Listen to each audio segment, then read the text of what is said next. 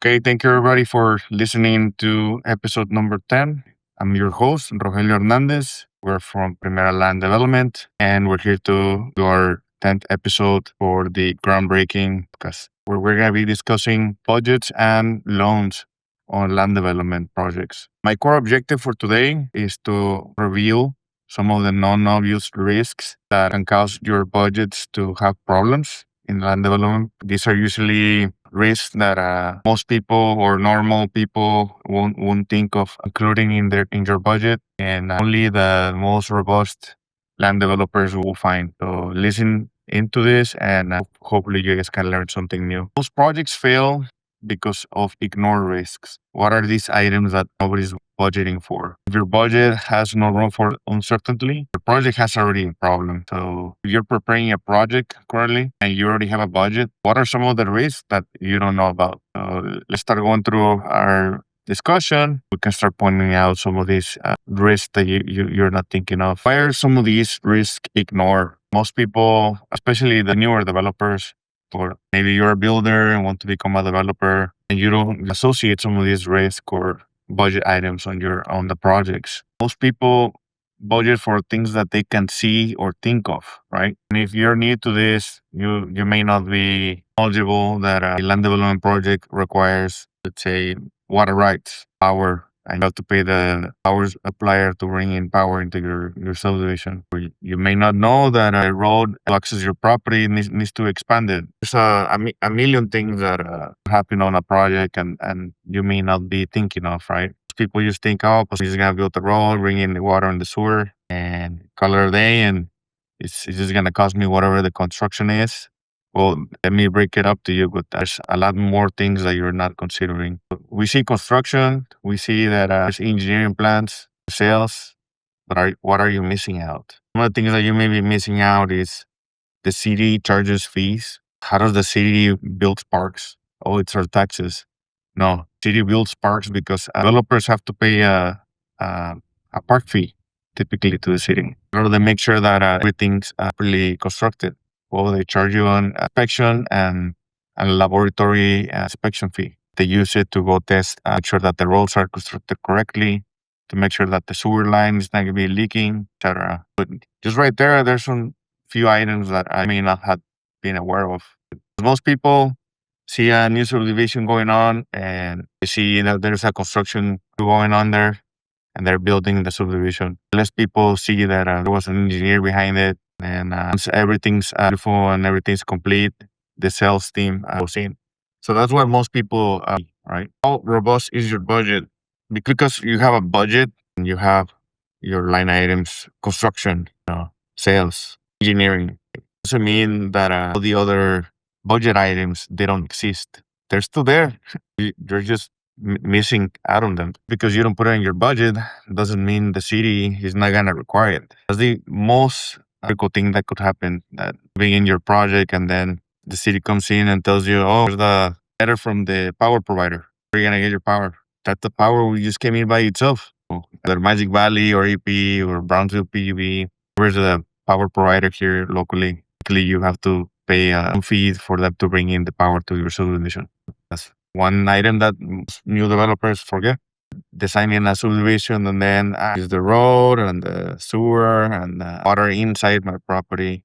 Everything's just whatever is inside my property, and that's what I need to do for this project to work. And you forget or find out that the city water line front of your property is a 4 inch, and you need to get an 8 inch. Okay, now you have to make that improvement. And you want to connect to the sewer, and then the sewer older developer did and spend $1 million to install a lift station that everybody in that area could have a sewer. He wants participation fees on the lift station. There goes another fee, and then you're almost there, and you have to expand the road in front of you. I mean, you have to expand the road in front of you. Yeah, you have to expand it. So sometimes that happens.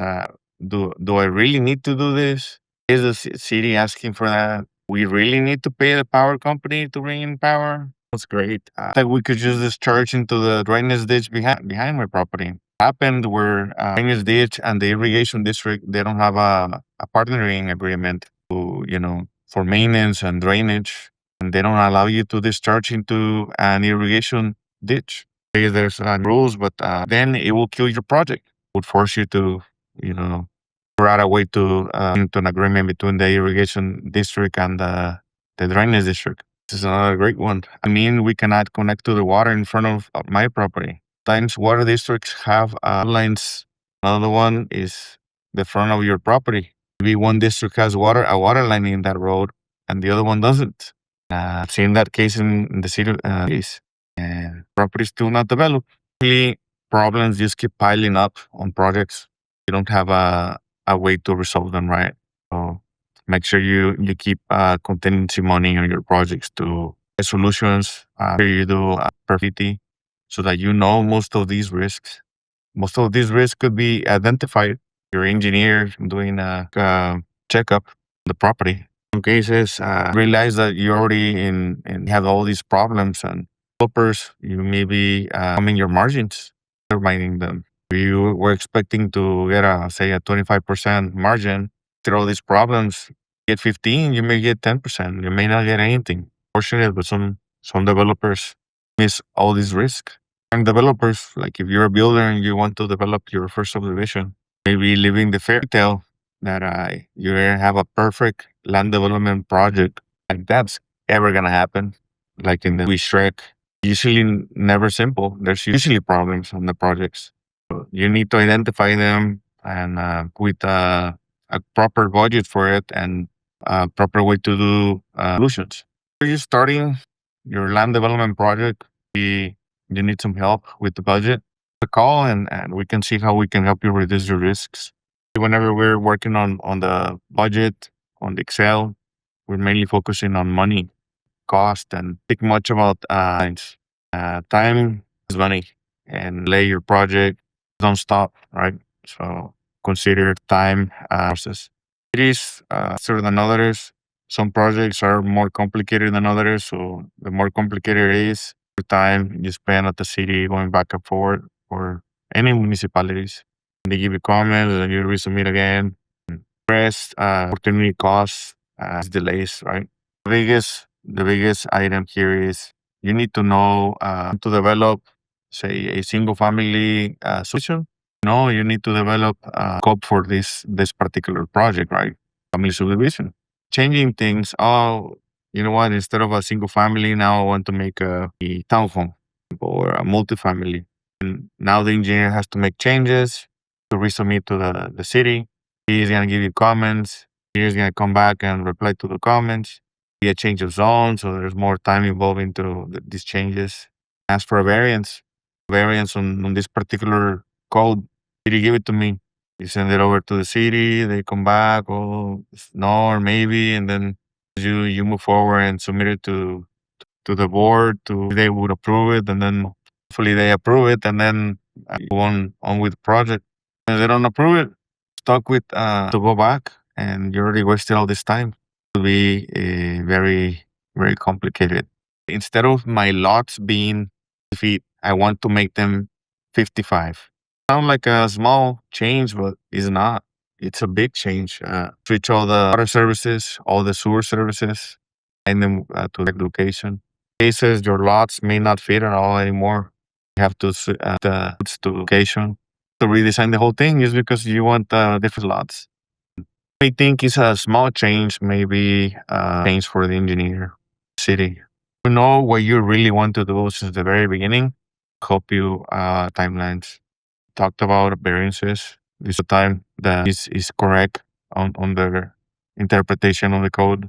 And either in construction and make a change or somebody forgot to talk to the fire marshal and halfway through the design process and then the fire marshal and then the fire marshal tells you, well, I want a cul-de-sac in this location. You're going to ruin line or you're going to have to change. Assuming that you can do something, for instance, you can just do your water line and then in cases is an entity and the water provider, it's another entity.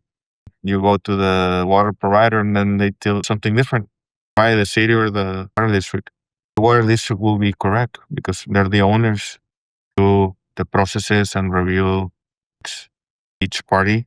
also that of compliance and go down. There's another one which is man, you're thinking it's you want to do course of single family residential and then do the whole subdivision and then guys you won't be able to sell all the 100 lots in the community you're in. Only be able to sell 30 lots per year. You need to be mindful of these items. You need to be discussing this risk with our team that you insights on that. Big risk that most people you can just make the whole subdivision and it's just gonna sell. Is the case. Just to give you an example of how a small problem become real big, right? The developer, you already have your loan, was ready to go into construction, but then setback that they gave me on the front, they're asking for 25 feet, 20. Well, the engineer is gonna do whatever the client asks. Particular case, I think should have pushed back a little. Maybe it was super critical for the developer that it needed to be 20 feet on the front. Now you have to apply for a variance, go to submit the variance request to review it, approve it or disapprove it, send it over to the commission or city commission. Cases it may be planning commission, then commission. That just takes time. A month, it could be 2 months. Cold. Have a notice to proceed, and the city won't give it to you because you're still making changes. You're back 2 months, right? We have a loan, right? So normally have a term limit for commercial construction. Say it's a 1 year limit. Figure it out. You get your notice to proceed. You give the contractor so that they can start doing the work. Raining during the year, and the project gets delayed, etc. You're near the end where you're gonna need and giving for one year term. Uh, Any more money, contractor doesn't proceed with the paving operations. Look at the end of the project. To your law and can request an extension. Needs to review it, approve it, then sends it to his committee. The committee at the bank tells you yes, you can have another extension. Time realize you're out another 2 months. Now the contractor left because he went to another project and now he's back and he spent money on mobilizing twice. Because the contractor wait on you to, you know, have the money. At the end, you're out 3, 4, 5 months. Now you're 3 to 5 months that you're paying interest. The additional mobilization because the engineer that left, he's selling lots too. Is because we're delivering the lots late. Few consequences of change game. Thing to keep in mind and like to take care of our customers.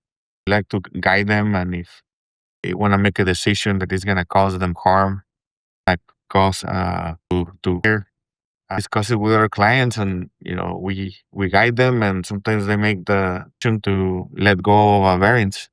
It's going to cost them more. Important to keep this in mind. You through the process so that are successful. Capital that is needed so that you up a project. Things that you're gonna need, you need to get it on time, taxes correct, in money. Between 25 to 30% down payment on your projects. Your project is gonna be $2 million. Bank is gonna require $1 if they're asking for 25% to put in. Develop a project and you already own property. When they purchase the property, they will take on however much you pay for the property as your down payment. Property that has been in your name for a long time um, on the property, and whatever it's appraised at, they may give you a percentage of that amount towards your down payment. Consider and exceptions as well. This specific, but my experience has been banks look at your assets and liabilities. Liabilities count more than assets count towards. Own a property, you own, I don't know, $2 million worth of land. Care they only care about the money that you have liquid. And if you have other, not the way banks typically work. Uh, means not land. Liability loans that you currently have.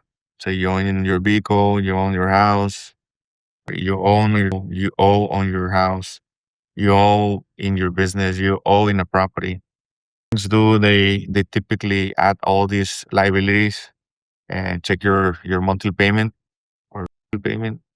They're adding everything up. Say dollars that you're paying off in loans.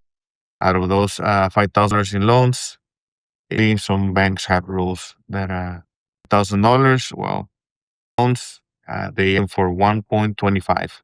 So that means by 1,000 times 1.25, 1,250.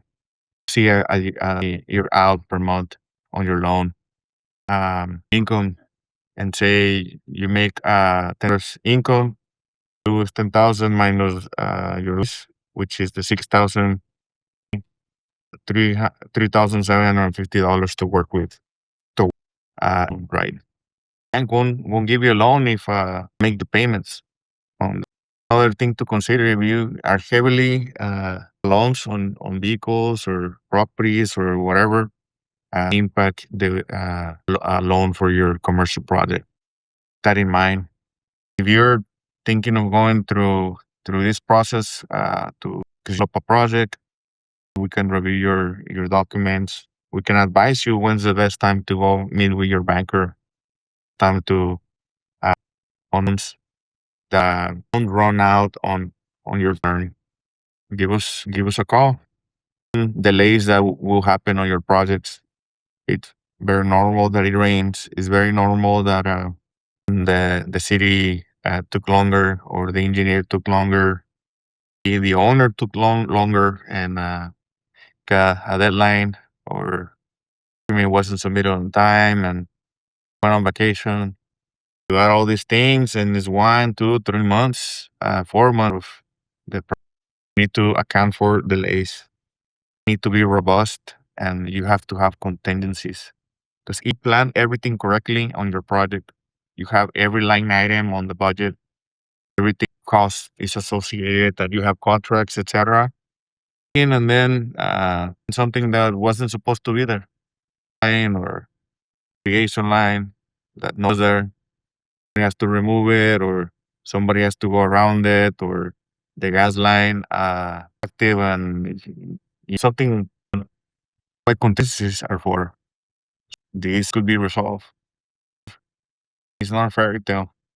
And arise pile of problems, and conservative with everything, so that you come through and um, and stick to a development. Making changes to the problem to develop is very costly, and it takes a long time to get it fixed too. If you want to do single family, if you want to do multifamily, stick to it. That there's times that you have to make changes, do it correctly since the very beginning.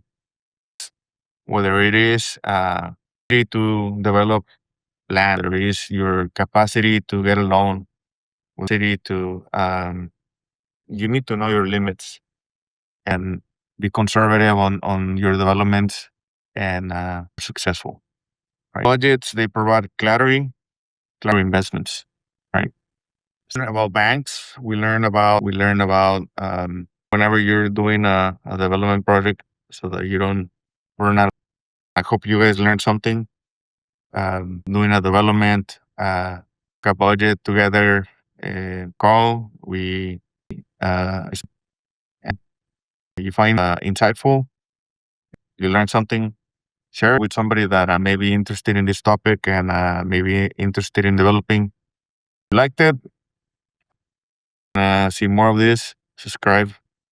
Have questions, leave it in the comment. He has a great day. Thank you.